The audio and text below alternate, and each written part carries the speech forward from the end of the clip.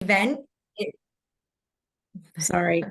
It's all right. Jeannie, would you mind going back to the slide before? Thank you. So this event tonight, being hosted by the Maryland Civic Education Coalition, is in alignment and partnership with national workings going on for Civic Learning Week. All week, there have been amazing events. We were talking about some of them earlier on the call that have been occurring across the nation, virtually and some in person, to recognize Civic Learning Week. So we are excited that you could be here tonight. We are very hopeful that you'll walk away with some incredible resources and just different ways to think and opportunities after you meet our incredible panel partners. I'm going to turn the mic over for a little bit more about the Maryland Civic Education Coalition that you'll gain through our mission statement. Hello, everyone. I'm Ashi, and I'm just going to tell you guys a little bit more about the Maryland Civic Education Coalition. The Maryland Civic Education Coalition is a cross-partisan organization that is committed to building an inclusive coalition that brings together students like myself, educators, experts, scholars, and community members who are committed to ensuring that all Maryland students have access to meaningful, hands-on, comprehensive civic education and service learning opportunities. I just want to say thank you all for being here today. Awesome. Thank you so much. And Ashi is one of several students that we have with us this evening who are going to help us make this panel happen. So I'm going to take a moment and allow them to introduce themselves, and then we'll switch over to some introductions of our panel members. I'm not sure that I formally introduced myself. My name is Eve Case. I am a member of the steering committee for the Maryland Civic Education Coalition, and I also work as the coordinator of social studies for Anne Arundel County Public Schools. So Ashi, why don't you jump back on and share a little bit about yourself, your name and your school and your alignment with the civic organization. Well, hello everyone again. My name is Ashi Mula. I attend Eleanor Roosevelt High School in Greenbelt, Maryland, which is in PG County. And I am a part of the Youth Advisory Council in the Maryland Civic Education Coalition. Awesome, thank you. How about you, Michael? Sure. I'm Michael Atnafu. I go to Richard Montgomery High School in Montgomery County, and like Ashi, I'm also a member of the Youth Advisory Council. Thank you, Michael. And how about you, Alex? Yeah, thank you. My name is Alex Tossenkale. I am currently 18 years old and I go to college in Frederick as a freshman. I'm from Anne Arundel County and I serve both on the Maryland Youth Advisory Council and on the Youth Advisory Council for the Maryland Civics and Education Coalition. Thank you very much, Alex. And now I would love to have the opportunity to introduce our panel members tonight. And I tasked them with homework to think about something that they could share that would be just a connection that they have to pre-K to 12 education in Maryland. And it could be something very personal. It could be something that is related to work. I know I always like to think about my own formative experience as a student, especially in high school. And the reason why I went into social studies, which was really the entire social studies department at my high school, but especially my AP government teacher. So I'm going to go across the board here and introduce when I call your organization, if you want to say your name and that enduring connection. So we'll start with My Law. Unmute myself. Hi, everybody. I'm Shelley Brown. I'm the Executive Director for Maryland Youth in the Law. It's really nice to be with everybody and see your faces. I've been with My Law since '99. Believe it or not, I always tell people that I transcend 2 centuries with this organization, and it's shocking to me that it's been that many years. I guess the enduring connection that I would say, I have a lot of specific examples, but generally, because I've been with My Law as long as I have, it's been really wonderful to see a lot of the kids who were kids when I first met them come back to the field in some capacity as adults, whether it's teachers or mock trial coaches and even lawyers. And to see them turn around and serve the kids that, that sort of represent where they came from. It's heartwarming, and it's a reminder of why we do the work we do. That's awesome. Thank you, Shelley. I'm going to transition over to the Giving Square. Hi, everybody. My name is Amy Negebauer, and I'm the executive director, founder of the Giving Square. And my example is a little bit controversial in that it's a negative story, but it really shows the power of great teachers, or the importance of great teachers. My early experiences really related to the power of young people's voice and how that can be nurtured or how that can be blocked. And I was a very shy kid, and I felt very compelled to get more civically engaged. I started a club. We had our first team meeting. I was terrified, but I had a bunch of people there that were there to support. I was comfortable with the agenda. And within 3 minutes of starting, the teacher stood in front of the class, turned to me and said, "I don't think you've got this." And it cut me down. And so I think that's actually this is a recent, should have been in a therapy session, but this is why I do the work I do. Thank you, Amy. I appreciate your sincerity there. Now we'll switch to the Council on Foreign Relations. Hi, everyone. I'm Casey Finch. I serve as the Deputy Director, Teaching and Learning at CFR Education. Prior to that, I spent 15 years as a classroom teacher where I taught history with kind of a strong passion for kind of civics, is how I fell into the career path of teaching and the work that I do now. I guess an enduring connection was I was very fortunate to, going back to my 11th grade year, we had a combined U.S. history, American lit course, and being so close to kind of the heart of the revolution in Boston, grew up in New Hampshire.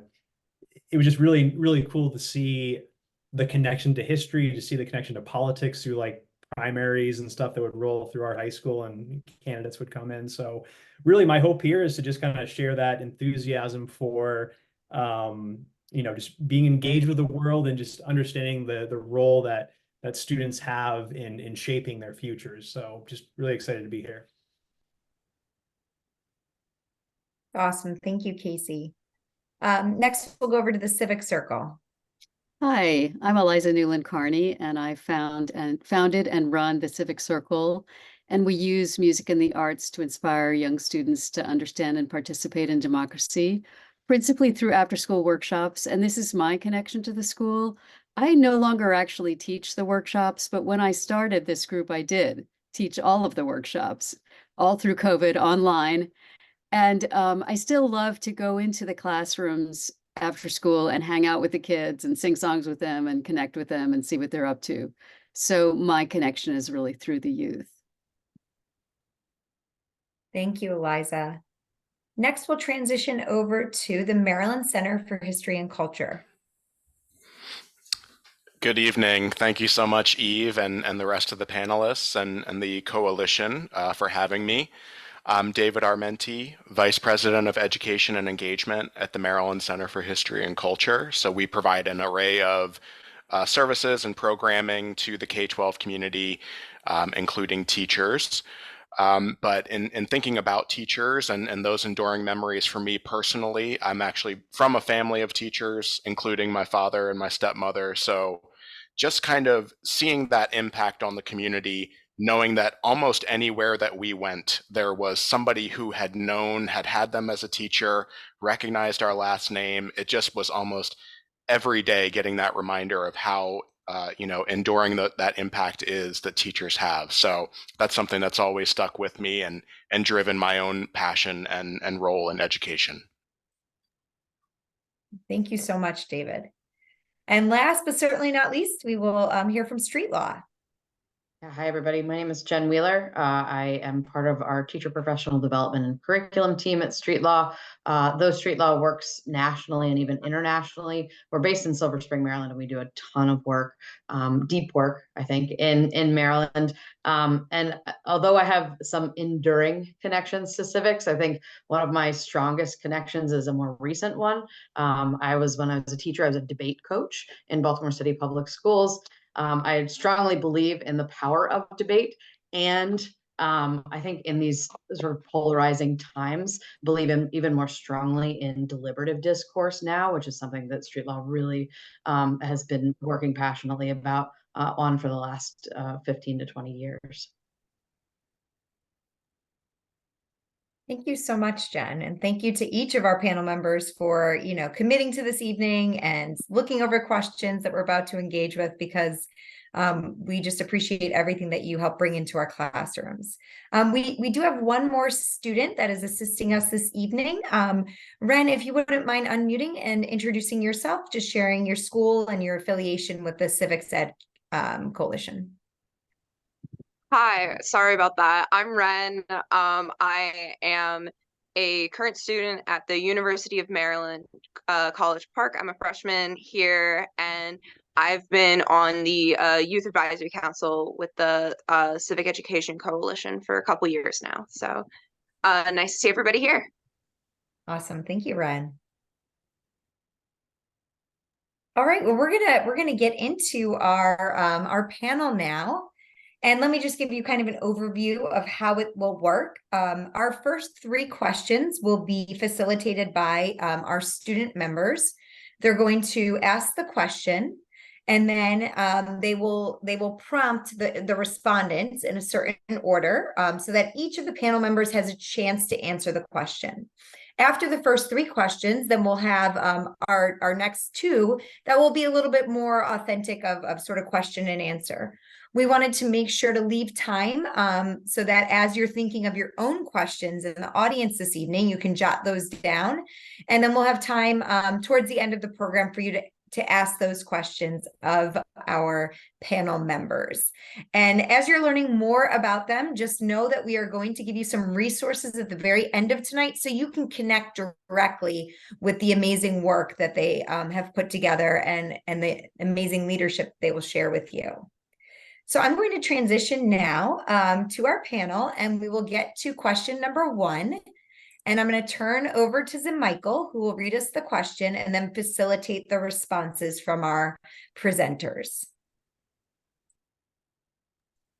Sure. So question 1, in what ways does your organization support Maryland teachers?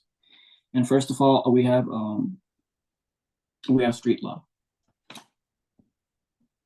Yeah, thanks for that question. Street Law does a lot with Maryland teachers, and I thought I'd maybe highlight 2 things that are especially valuable, in my opinion. So one is our curated resources aligned to Maryland's standards.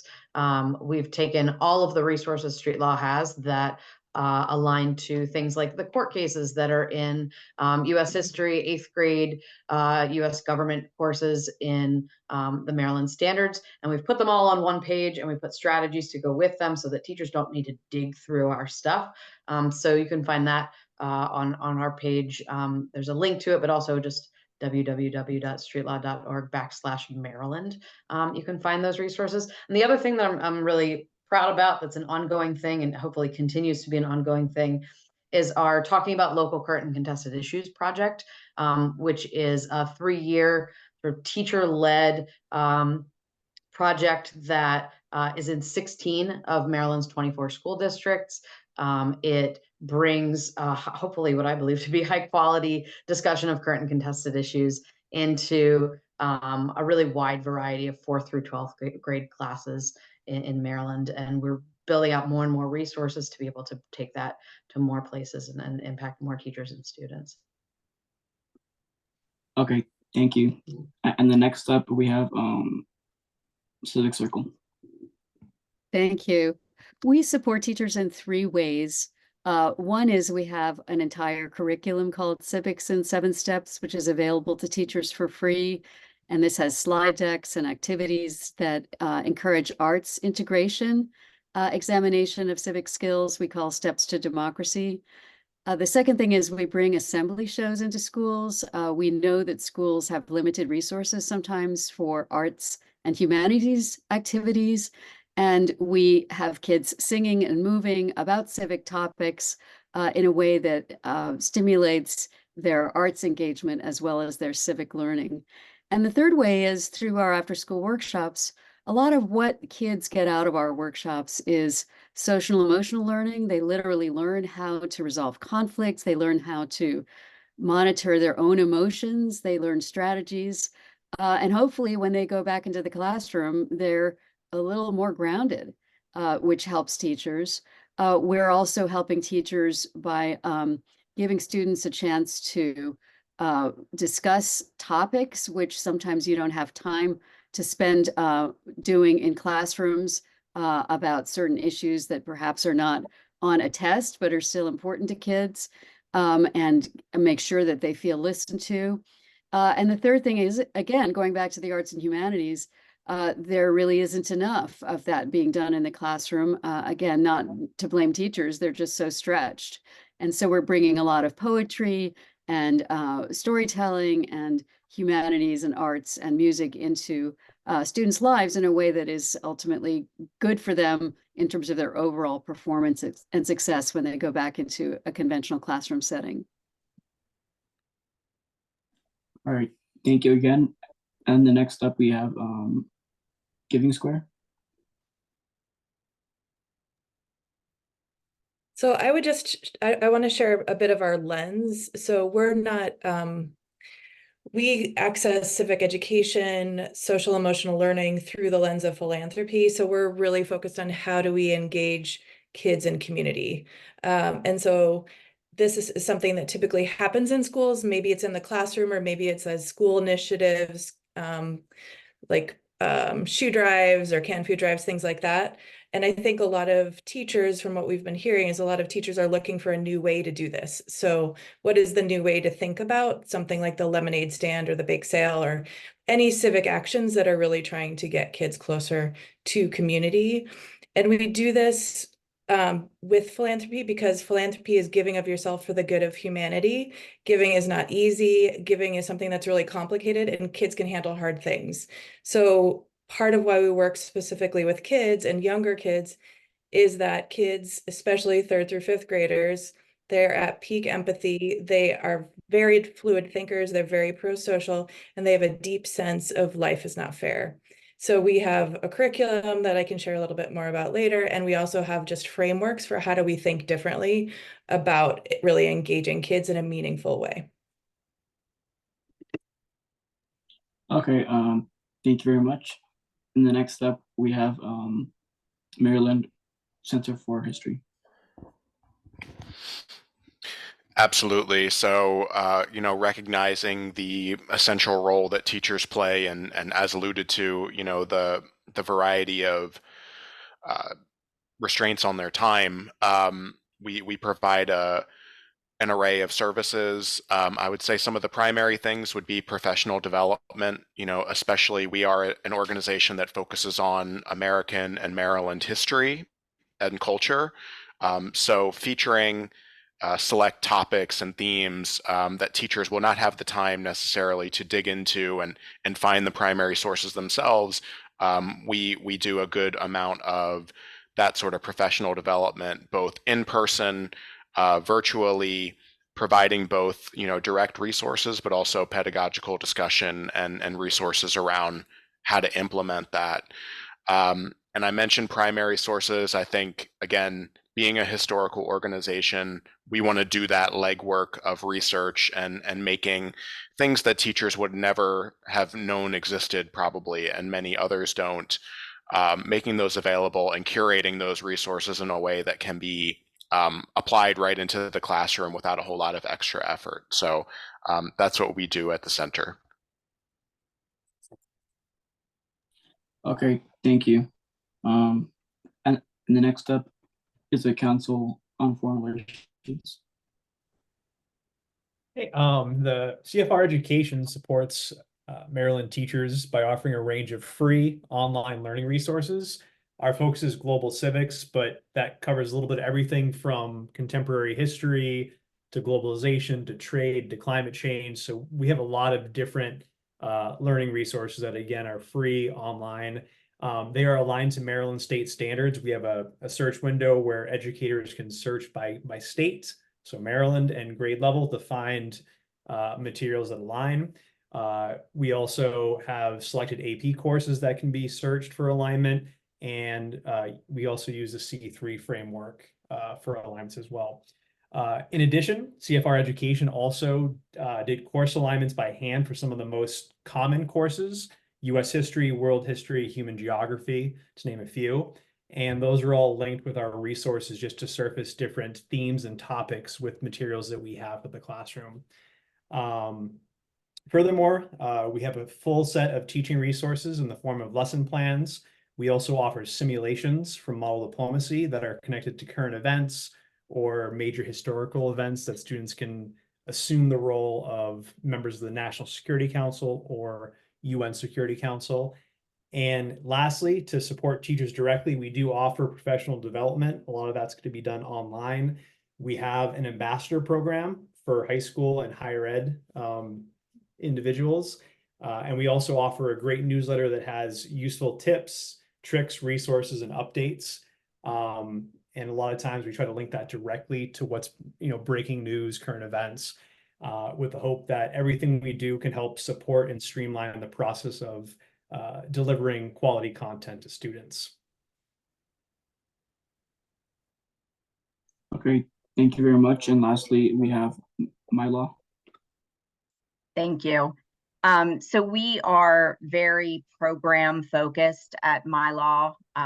We are probably best known for the high school mock trial competition, which we're sort of in the middle of right now. We also offer the moot court high school competition, and then several Baltimore City focused programs.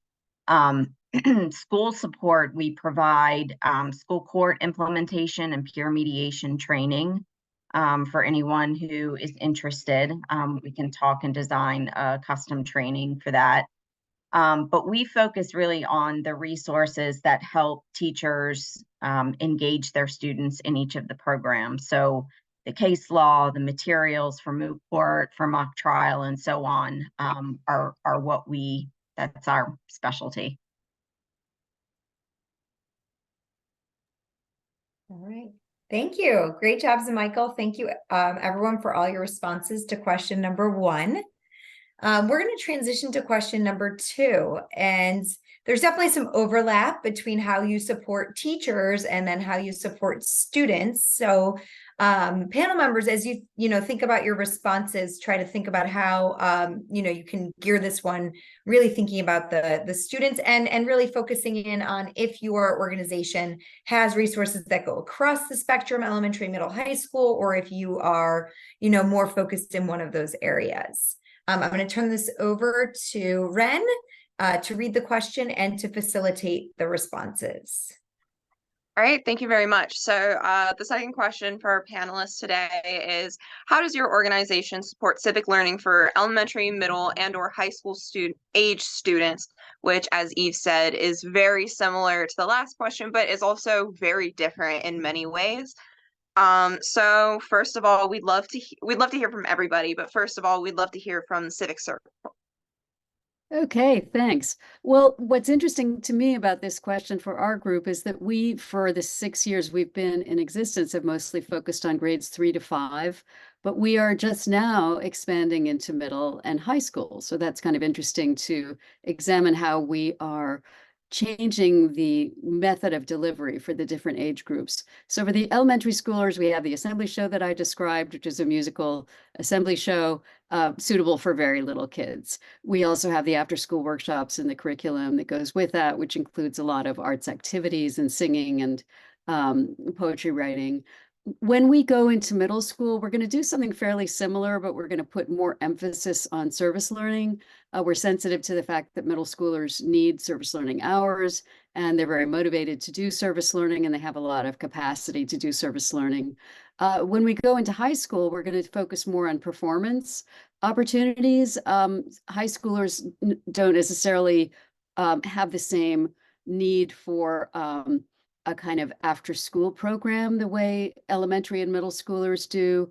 Often there's a need for elementary and middle schoolers to have some place to be from 3 o'clock to 6 o'clock. High schoolers are already busy running around doing their own thing. But what we want to do is make small teaching artist residencies available to them so they can experiment with poetry or songwriting or other forms of civic art, and then give them a place to perform that. And we're thinking in terms of a democracy fest or a democracy concert or democracy slam, ways that high schoolers can go out and lift their voices artistically around civic issues. Thank you very much. It's amazing to hear how you tailor your specific vision to these different age groups. So next, can we hear from Mylaw? Sure. So most of our programs are focused on middle and high school, probably more high school. I was mentioning before, we run the high school mock trial competition, which is in about 140 schools across the state of Maryland. We develop a new civil or criminal case each year for students to utilize. We also work in conjunction with University of Maryland College Park to host a moot court competition also for high school students. And that's actually coming up in May. If anybody's interested, I'd be happy to provide some additional information. Do we have anyone here from Baltimore City specifically? Okay, so I'm not going to go into a lot of detail, but we do offer 3 specific programs for Baltimore City. If anybody is interested, those are our Law Links internship program, which runs during the summer, our City Council Page program. And then the other one that I'd like to spend a couple minutes talking about is our Baltimore City Teen Court, which is a diversion program. And we have students from middle and high schools both participating in that. I'm going to talk about it, I guess, a little bit more here. I was thinking that it might fall in one of the questions you guys are going to be asking in just a bit, but Teen Court, I think, has emerged as just a really important program for students in engaging them in diversion and the idea of restorative justice and consequences for actions. We essentially take referrals from the Baltimore City School Police and Baltimore Police. We train students to serve as jurors, and they actually question the respondent on what brought them to teen court. They deliberate and they determine sanctions for the respondents. And I think especially in this day and age, it's incredibly important to bring kids into the mix to get them talking about the kinds of things that are happening. We turn on the news, we hear nothing but bad stuff that's happening. But programs like Teen Court are doing some really good things, and we're getting to kids younger and younger. We've actually started bringing in 10-year-olds as part of the process, both as respondents and jurors. So they're learning what it's like to be a juror. They're learning about the courts. They're learning about the legal system. They're interacting with legal professionals, and they're getting some really great experience that can help them in the future. Wow, that program sounds amazing. And also, I personally, as someone who is at school at College Park, I'd love to hear more about the moot court opportunity. If there's anything I could possibly help out with, that would be so amazing if you could put some more information in the chat about that. So thank you very much. Can we hear the Maryland Center for History and Culture's response? Absolutely, thank you. And so again, being a historical organization, a museum, and a research library, we mostly have learning opportunities for students that are focused and utilizing history, utilizing primary sources. And it's a really wonderful opportunity because students really of all ages, I would say really at the upper elementary level and up through middle and high school is probably the core part of our audience for a lot of this programming, but we have a variety of field trip experiences where we're really prompting students not just to learn about history, but to learn from history and learn strategies and inspiration from the many examples of individuals that have come before them. So I think some, poignant examples of that, especially in civic learning, are looking at the civil rights movement in Maryland, in particular, and knowing that these are not just abstract individuals that are from only in the Deep South or only in other areas outside of Maryland, but a lot of pioneers within activism, within civic engagement, are folks from Maryland. Whether that's your Thurgood Marshalls, your Frederick Douglasses, but also lesser known names like Dr. Lily Carroll Jackson, who headed the NAACP in Baltimore for 35 years. So I think simply by shining a light on what Marylanders have been able to accomplish, and really centering them as community members is a great way to show students what they're able to accomplish, that it's not just these incredible, untouchable individuals that have made change in our society. So that's the main thing that I would point to within that experiential learning through history. That is an absolutely amazing program. And to throw out another name of someone very important born in Maryland, I've been doing a lot of research on Harriet Tubman lately, and I had no idea she was born in Dorchester County, Maryland. So just to throw in, we never hear about these so important names. So your work is really important. Can we hear next from the Council on Foreign Relations? Yes. So CFR education, our primary audience would probably be seen as high school, higher ed, but we have a wide range of materials that we want to make global civics accessible to a broad range of students. So to get students engaged, we have a variety of short form videos that we know we've got a couple of ambassadors that use those videos in their 6th and 8th grade classrooms. Again, totally appropriate for high school, but they're good explainers. One of them deals with how globalization led to avocados being so popular in the US. Another short form video talks about how globalization impacted the fact that sneakers are made around the world and then brought to the US. So again, those videos are totally accessible to younger students. Our mini simulations, we know those are used heavily in both high school and middle school because they're tied to current events. So we've got 2 recent cases that came out. One of the mini simulations structures a debate about regulating AI, and that just came out a few days ago.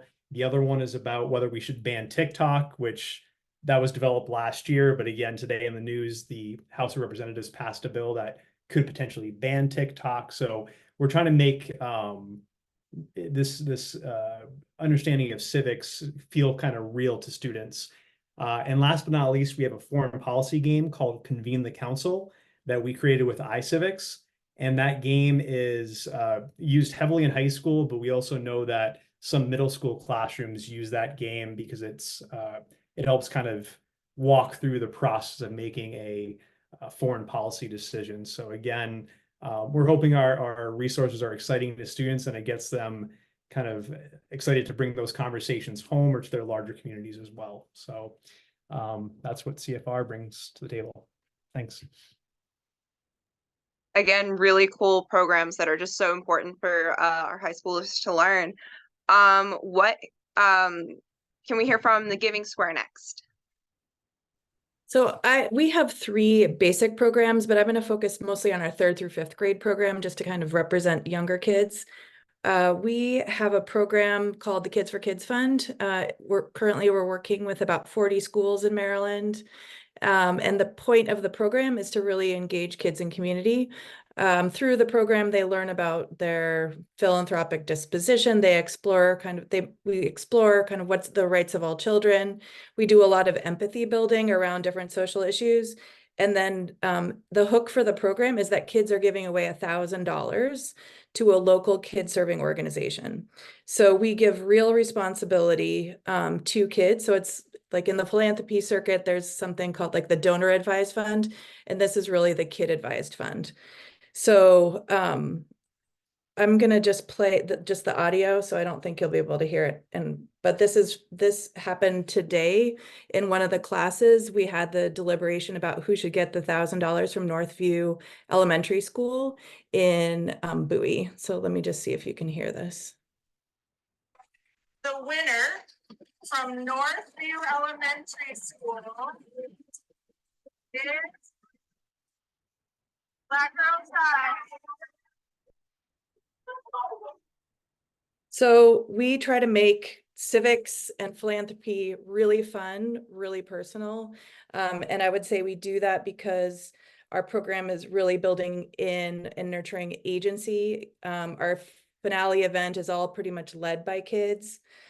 We really focus on empathy, and we really are about instilling the philanthropic values in kids. And part of this happens because we're giving kids real legitimate responsibility that they can handle. It is absolutely amazing to see how excited those kids were to participate in civics. And so thank you very much for sharing that. And last but most certainly not least, can we hear from Street Law? Sure, yeah, thank you. So street law, a lot of what we do is directed toward teachers who would then bring their resources into the classroom to serve students. We have more recently branched out into 4th and 5th grade and to middle school, though a lot of our resources for a long time at Street Law have been sort of upper middle school and high school oriented. Those resources are meant to help students build civic knowledge, skills, dispositions around a really wide variety of content, but in particular through sort of a lens of using student voice and through their own lived experiences. And we've got a bunch of resources, as I mentioned before, to help students discuss current contested issues, really wide variety of resources, do simulations in the classroom, which Casey mentioned simulations that they offer as well. One thing though that I'm really excited about that will be happening this spring all the way through the fall, that is something that's more a hands-on experience that students can do outside of the classroom, is our community deliberations, which will be happening in all of the school districts that are a part of our Talks program.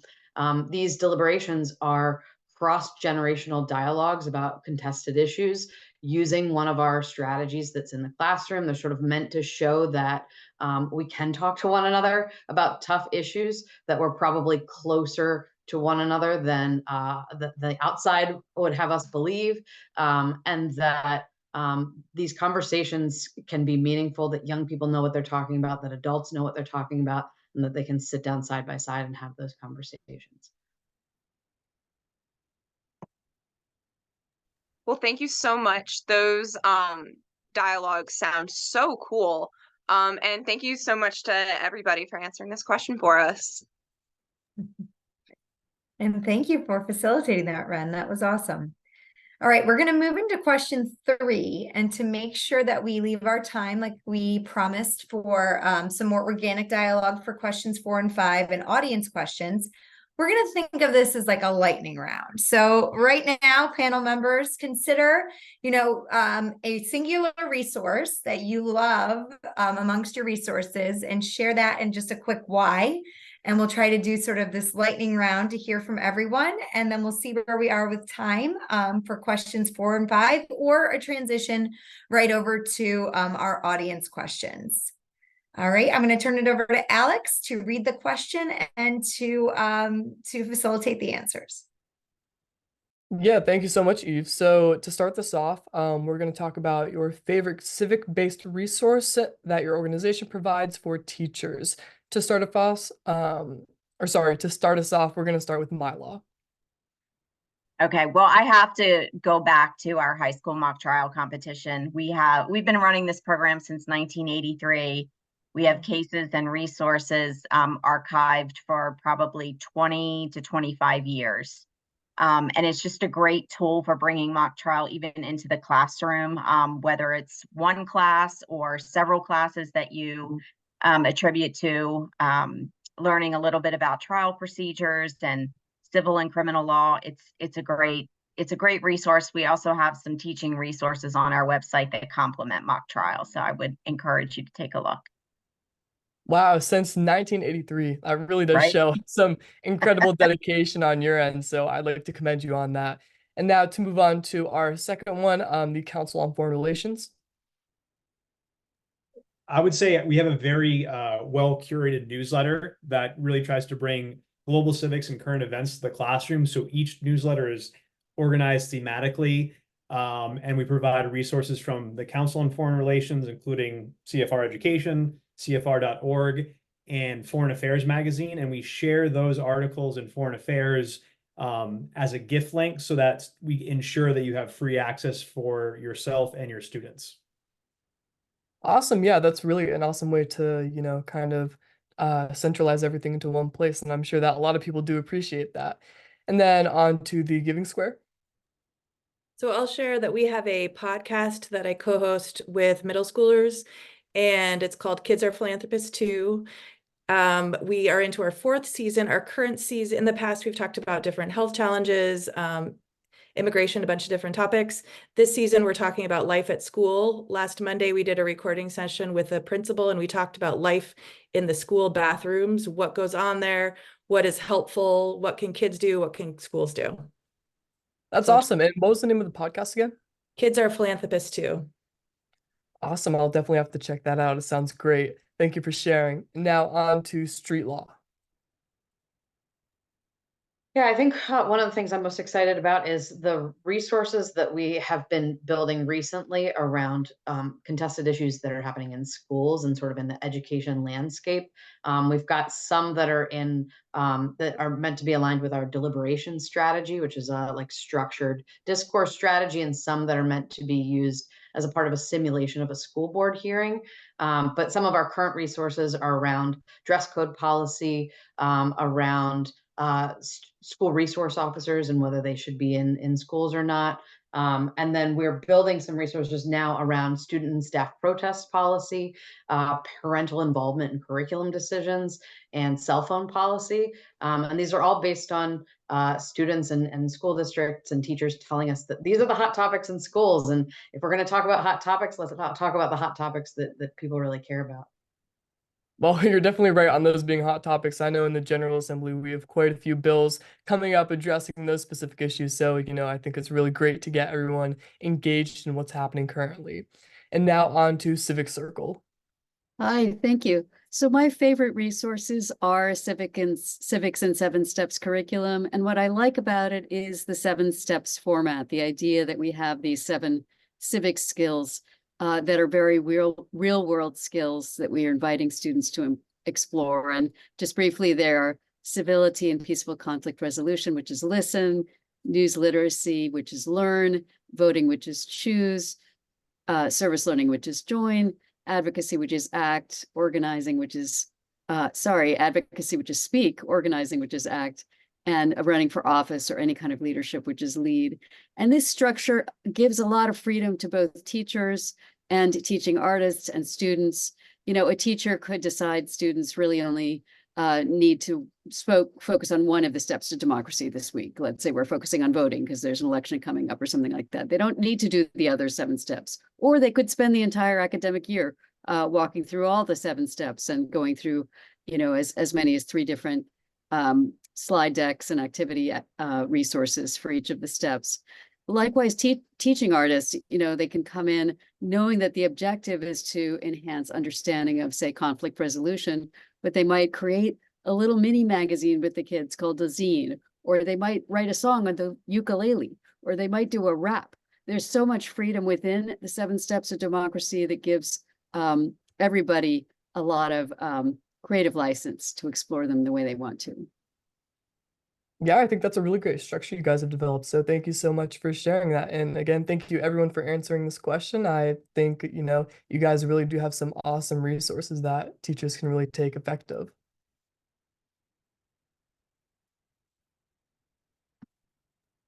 All right, and now passing it back, we're going to move on to the next section.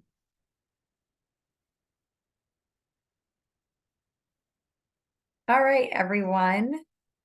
Just did some on the spot alterations to our slides there because we are nearing the end of our time together. I know, like I said in the chat, I've been taking notes, hearing just amazing opportunities that I'd love to connect with teachers across Anne Arundel County. But we want to give some audience members time to either unmute or in the chat, ask any questions.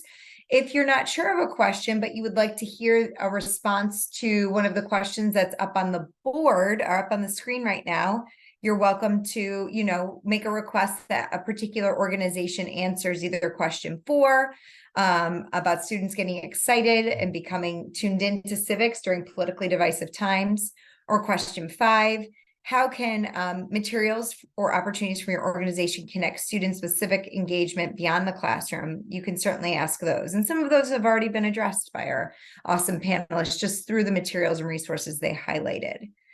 So I'm going to mute and look. If you want to raise your hand, you can, or if you want to put it in the chat, but we'd love to hear some questions from the audience. And panel members, if you have a question for a peer, don't hesitate to ask as well.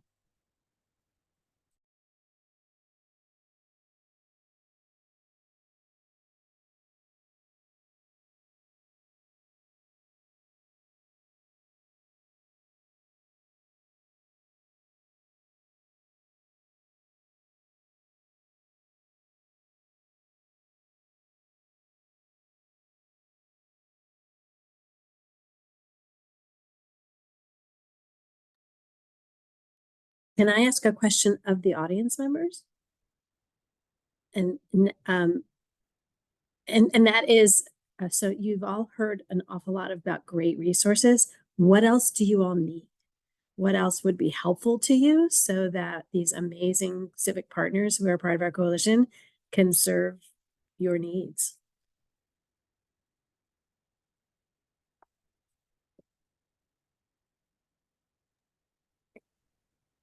Thank you, Lena. And while the audience members are thinking about that, there is a question in the chat as well that we can sort of simultaneously consider. The question is for panel members around how much they've had to change or modify their programming over the last couple of years.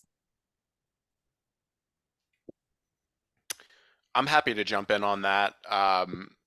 I would say there's been a good amount of modification over the past couple of years, and maybe kind of setting aside the technological aspects, having hybrid, having virtual based learning experiences is certainly something that I think a lot of organizations have had to shift, but maybe more particular to civics education, I think being much more deliberate about having programs be student-centered, having social emotional learning aspects built into it, as I heard one of our other panelists mention early on.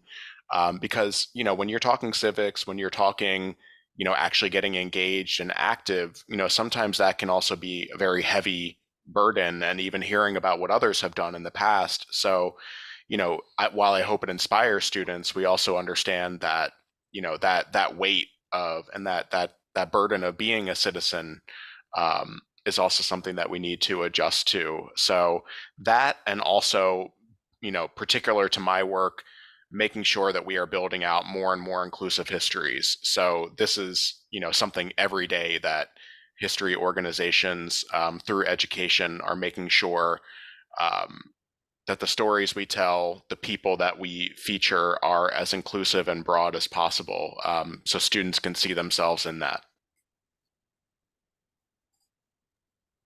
Thank you, David. That's a really awesome answer. Does anyone else want to weigh in on that question around changes over recent years? And I invite you to take a look at the chat while you're considering that. There are a couple additional questions that have popped up. And perhaps if you read one and you connect with it, you can go ahead and unmute and share, panel members.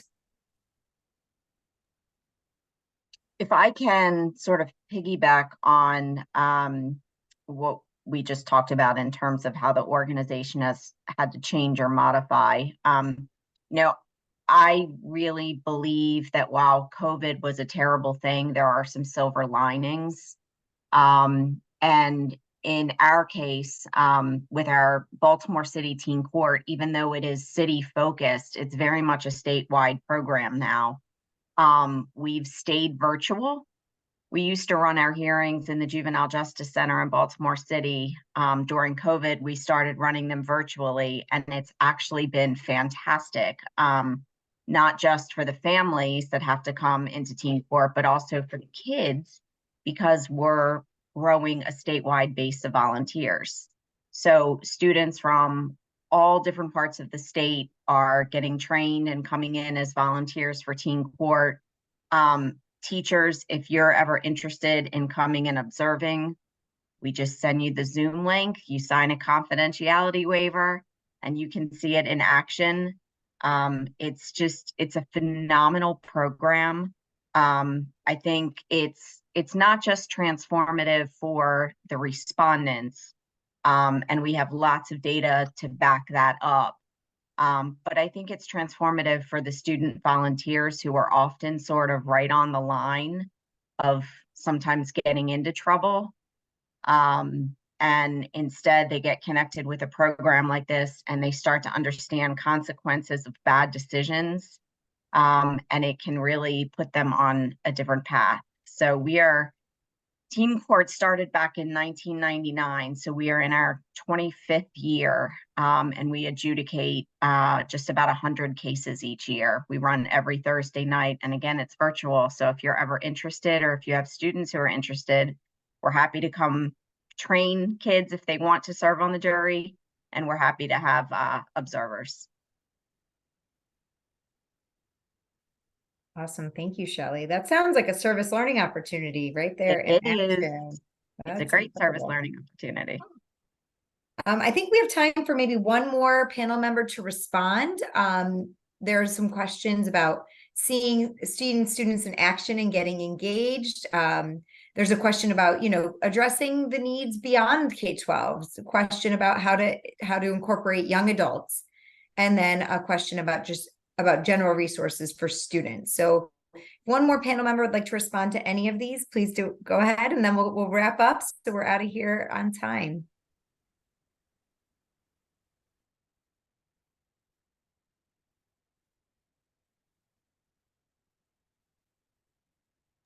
Well, I can jump in briefly. One of the things that we do to get college students engaged is we invite older students to address our younger youth about their civic activities. So this applies to college. We've had a number of Montgomery College youth, but we've also had high schoolers and even middle schoolers come in and talk about their work as student journalists, their work on student council, their work as volunteers or organizing or registering voters. And we love this as a model of peer-to-peer learning. The younger kids obviously look up to this age group very much. There's so much more impact if the older kids come in than if we stand there and talk about our experiences. So that is always available to older students who want to engage with our younger youth.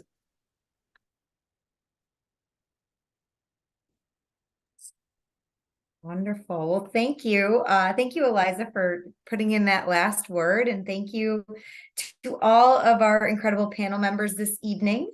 If you would go to the next slide after that. Yes. And I'm going to turn it over to, actually, I think I'm going to speak, or perhaps I'm turning over to Alex. Alex, am I turning it over to you?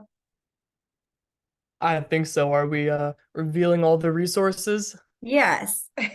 All right then. Well, we've heard from, so many incredible organizations today, and there are honestly so many valuable resources that we can provide for you all. If we provided each one individually, it would be a lot. So we've made a link for everyone, and we're dropping that in the chat right now. Hopefully you can connect with the information in that and share it with your peers, coworkers, anyone you know, or use it for yourselves in any way you seem fit. And hopefully it benefits, either your cause, your goals, and ultimately uplifts you.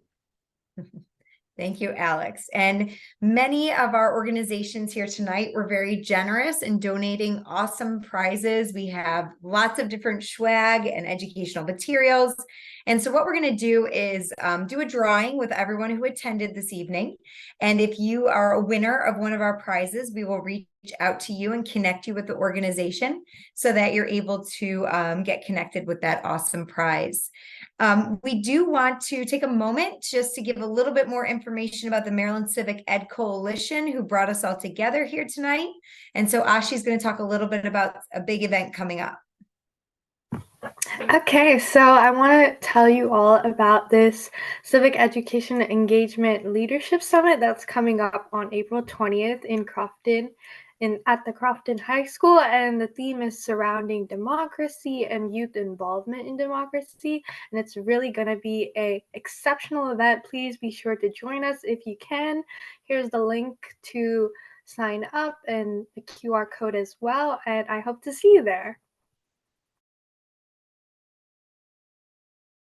I think one of the really unique things about this opportunity is students are a part of this, educators are a part of this, community organizations are a part of this. So really thinking about, we all play a role in civics and in the tapestry that is, civic empowerment and engagement and education in Maryland. And this summit is an opportunity to bring us all together and experience that, face to face for the first time with our organization. All right, and there's a couple additional links. Michael, if you just want to give everyone a boost to join, and then we'll say goodnight. Yeah. So you can follow the Civic Education Coalition on Instagram, and we'll have a LinkedIn account as well.